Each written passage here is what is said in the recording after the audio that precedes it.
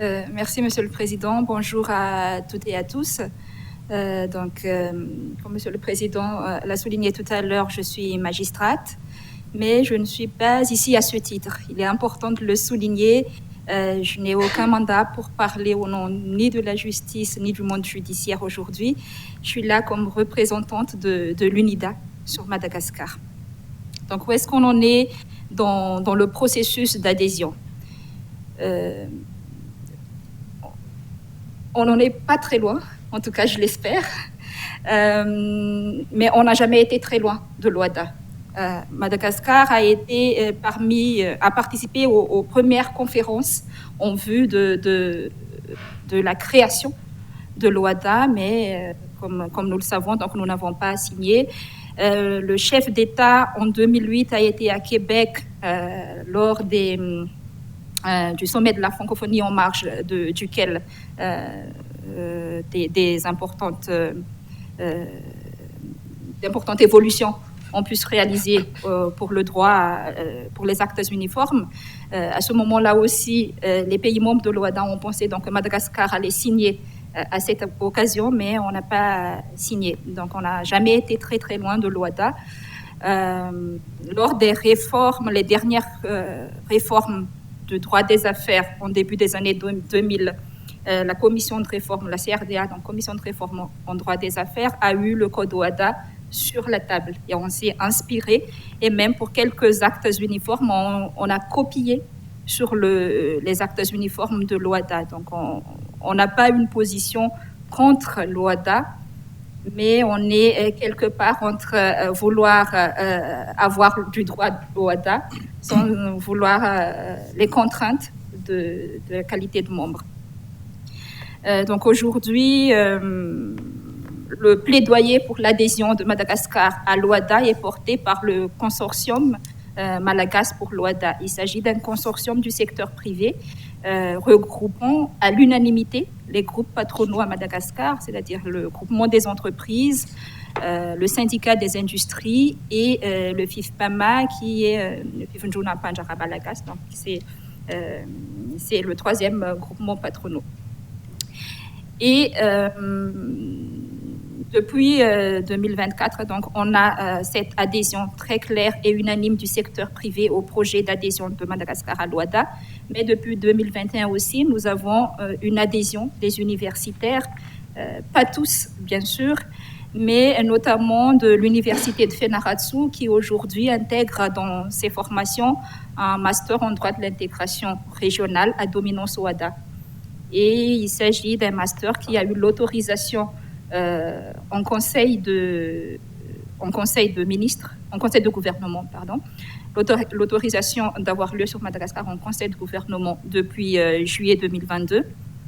Et donc, c'est l'université qui porte au niveau universitaire ce plaidoyer pour l'adhésion de Madagascar à l'OADA. On a également, du côté des universitaires, une révision de la position des universitaires d'Antananarive qui, il y a 15 ans, avait quand même une position assez claire d'être contre l'adhésion de Madagascar à l'OADA. Aujourd'hui, nous avons pas énormément, mais quelques-uns des universitaires d'Antananarive, qui est l'université de la capitale, qui démontrent donc une ouverture d'esprit et permettent désormais la discussion sur l'adhésion de Madagascar à l'OADA.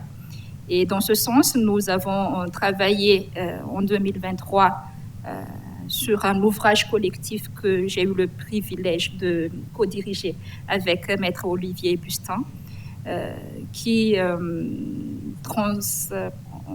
analyse de manière comparative le droit OADA et le droit malgache.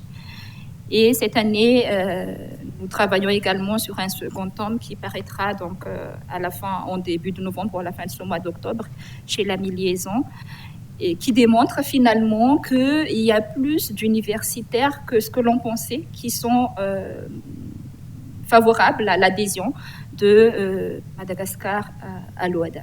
Donc voilà où nous en sommes, la situation actuelle. Très bien.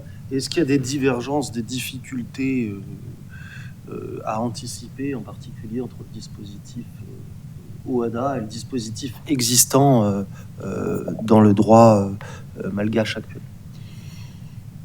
Bien sûr, je pense que c'est comme dans tous les pays, il y a des dispositions qui divergent, mais il faut reconnaître qu'il y a plus de dispositions qui convergent que celles qui divergent. Et d'ailleurs, c'est un point qui est démontré à travers les deux ouvrages collectifs qui sont... donc c'est celui de 2023 et celui qui paraîtra très bientôt, qu'il y a moins d'écart que ce que l'on pensait initialement. Et il y a même des disciplines comme le droit de société ou le droit commercial général où il n'y a pas seulement convergence, mais il y a uniformité. C'est-à-dire on a vraiment copié article sur article avec les points et les virgules. Donc ça, c'est un point qu'il est important de souligner. Là où il y a une divergence et il est intellectuellement honnête de le reconnaître, c'est en droit des sûretés immobilières, avec le contrat de FEIVAV qui se rapproche un peu de l'anti-13 française. Et c'est une sûreté qui est la plus utilisée dans les zones rurales à Madagascar et qui donc rentrerait, on ne voit pas aujourd'hui comment on pourrait concilier cela avec l'hypothèque.